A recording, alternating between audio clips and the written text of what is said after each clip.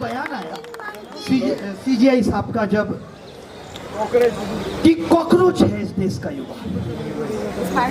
Cockroach तो गंदगी में ही होता है और तुमने उस सिस्टम को इतना गंदा बना दिया तो कॉकरोच तो आना ही था।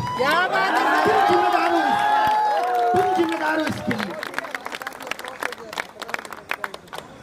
आज एक समस्या नहीं, आपके साथ गलत हो जाएगा। कितने सारे बच्चे ऐसे हैं, मैं दिन भर के 1000 मेल पढ़ता हूं और ये काम मैंने 5 साल पहले ही छोड़ दिया था। बहुत सारे लोग मेरे बारे में भी ट्विटर पे लिखते हैं, अगर ये आवाज उन तक पहुंचे वो कहते हैं इसका भी कोचिंग जल्दी बंद होगा। मैंने 6 साल पहले खुद बंद कर दिया। ऐसे ऐसे कमेंट आते हैं, लोग ऐसे डराते, बोले तुमको ये सरकार छोड़ेगी नहीं। क्यों नहीं छोड़ेगी भाई? पहले पकड़ो तो सही। मतलब छोड़ेगी नहीं। मैं गलत कर रहा हूं? अगर पेपर लीक हो रहा है, सरकार नहीं देख पा रही ना, बच्चों की आंखों में मरते हुए सपने तो मैं देख रहा हूं। मेरे पढ़ाने की सार्थकता क्या है? मैं क्यों पढ़ाऊं? मैं आपको पढ़ा के, यानी जो काम सरकार कर रही है वही मैं करूं कि आपके साथ गलत होता रहे, बस मुझे पढ़ाने से मतलब है, मैं अपना काम करूं। कौन कर रहा है अपना काम? वित्त मंत्री कर रही है अपना काम, तभी महंगाई तक पहुंच गई। शिक्षा मंत्री कर रहे हैं अपना काम, हर तीसरे महीने तो चुनाव कराने चले जाते हैं। शिक्षा उनके ट्विटर से लेकर के जिंदगी में कहीं कोने में पड़ी। वो तो अब इतना प्रेशर बनाए तो 1-2 इंटरव्यू देने लगे हैं, उसके लिए भी उनको अच्छा स्क्रिप्ट राइटर रखना चाहिए। उलूल जुलूल बातें करते हैं कि दहशतगर्दों की पीटी, दहशतगर्दों की पीटी। मैं ये मान रहा हूं, मुझे इससे खुशी हुई कि कम से कम उनके अंदर दहशत तो आई, लेकिन दहशत आई तो सही, बोलने पे मजबूर तो हुए। ये जो इस्तीफे वाली बात है, बहुत लोग कि यार इस्तीफा क्यों? अरे हम ये चाहते हैं कि इस चीज का शुभारंभ हो। क्या लगता है कि अभी हम धर्मेंद्र प्रधान का इस्तीफा मांग रहे हैं? एक बार 2 तो सही, फिर हमारी लिस्ट बहुत लंबी है। हमारी लिस्ट बहुत लंबी है, हम बहुत लोगों से मांगेंगे। इसलिए ही तो नहीं हो रहा है, आम जनता को गुमराह किया जा रहा है। अमृत काल सिर्फ एक ही आदमी के लिए है, सिर्फ एक ही आदमी के लिए, जो इस उम्र में भी एक भी अपनी इच्छा से कंप्रोमाइज करने को तैयार है। इस उम्र में भी जितना जिया जा सकता है मैं उतना छुट्टी नहीं करनी आज तक। आप जी, आप ये जिम्मेदारी किसी और को दे दीजिए।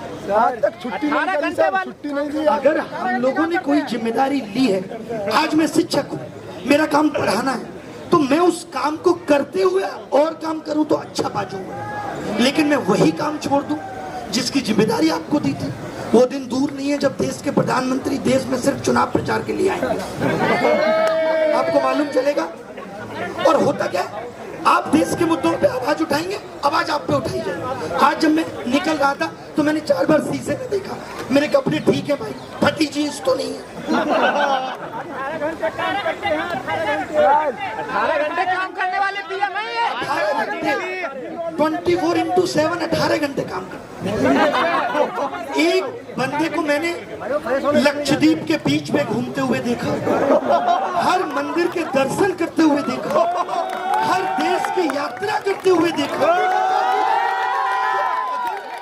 ये काम करना है तो इस देश का हर आदमी काम कर रहा है, कोई गोवा में, कोई मनाली।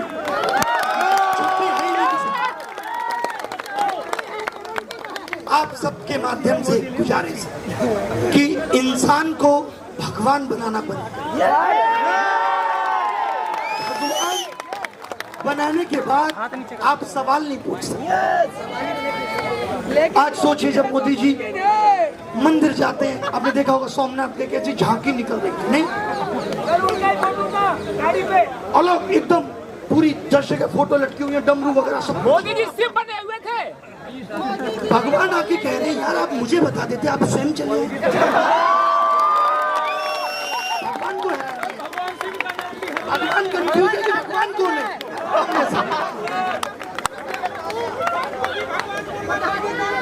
देखिए, मैं फिर से कहना चाहता हूँ कि हमने भगवान राम से विनम्रता भी सीखी है और हमने उनको अधर्म का नाश करते हुए भी देखा, किस तरीके से रावण को बता दिया। हमने शिव को पार्वती के प्रति प्रेम में होते हुए भी देखा है और उस शिव को हमने तांडव करते हुए देखा। तो ये देश, फिर से कहूंगा, किसी की जागीर नहीं, किसी के बाप की बपौती नहीं, ये देश हम सब और इस देश को दिशा हम सब भी देंगे। अगर कोई ये सोचता है कि इस देश पे जो चाहेगा उस तरीके का राज कर लेगा तो वो अपने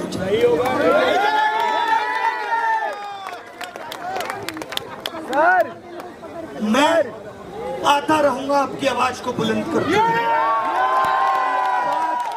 कभी रुकेगी जब शिक्षा मंत्री का इस्तीफा। लोगों का कहना है इस्तीफे से क्या होगा, दूसरा आएगा वही करेगा, तो उसका भी होगा, उसका भी होगा, तीसरा आएगा उसका भी होगा। तीन चीजें हम इस देश में अब ठीक करके रहेंगे: एजुकेशन सिस्टम, एग्जाम सिस्टम और हेल्थ सिस्टम। क्यों? क्योंकि हमें इस देश के भविष्य की चिंता है, हमारे अंदर देश प्रेम जिंदा है। मुझे हर एग्जाम, पहले जो भर्तियां हर साल आती थी, अब वो भर्तियां ही नहीं आ रही। आप ऐसा कैसे हो सकता है कि कोई रिटायर ना हो रहा हो? ऐसा तो हो नहीं सकता।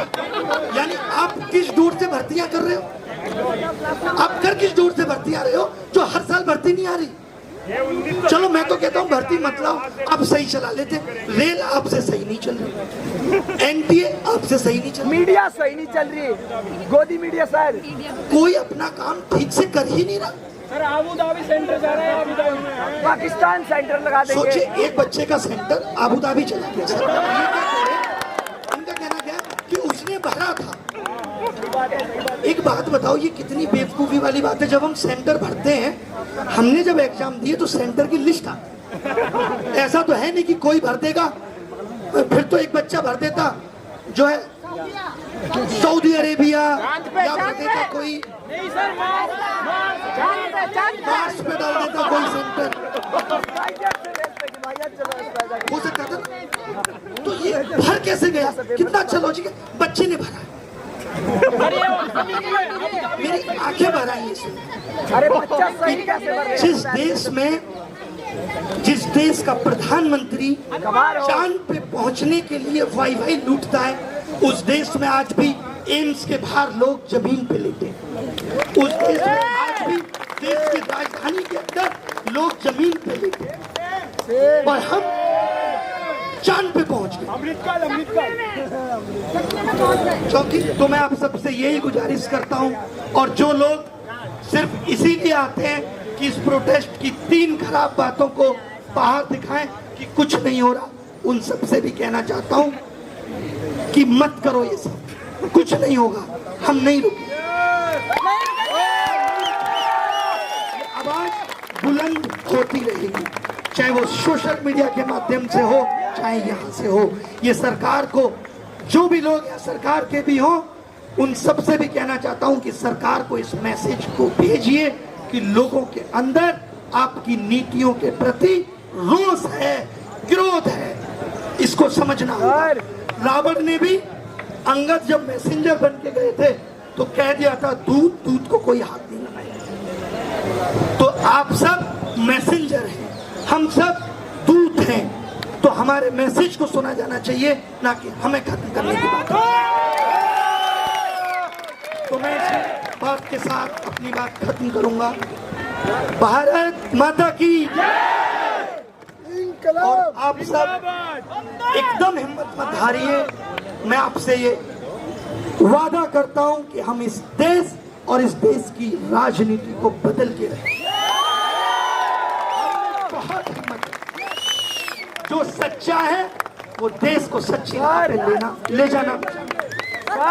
तो हिम्मत रखिए, हिम्मत मत हारिए। बहुत लोग कहेंगे कुछ नहीं होगा, कैसे नहीं होगा? शुरुआत हो गई है, होगा। अगर हम यही सोच ले कि कुछ नहीं होगा तो 3 साल बाद आवाज उठानी पड़ेगी। पिछले 5 साल से यही तो सोच रहे थे कुछ नहीं होगा। तो रुकना नहीं है, हिम्मत रखनी है। कौन कहता है कि उसका पता ही नहीं? ढूंढने की हद तक कोई गया ही नहीं। हद तक जाना है, उस हद तक जाना है कि देश को सही राह पे लेके जाना। ये गोल हमारे दिमाग में रहना चाहिए कि हम आवाज उठाना नहीं छोड़ें, चाहे कुछ भी और काम भी करते रहिए। जो आपका काम है वो आप करेंगे, जो हमारा काम है वो हम करेंगे। आजकल ऑनलाइन शिक्षा का दौर है, वक्त मिले तो पढ़ लीजिए, किताबें ले आइए, पढ़ते रहिए, बैठे रहिए, लेकिन आवाज बुलंद करते रहिए। एक लास्ट शायरी से सेशन को खत्म करूंगा कि अपना गोल नहीं भूलना, ये आवाज उठाना।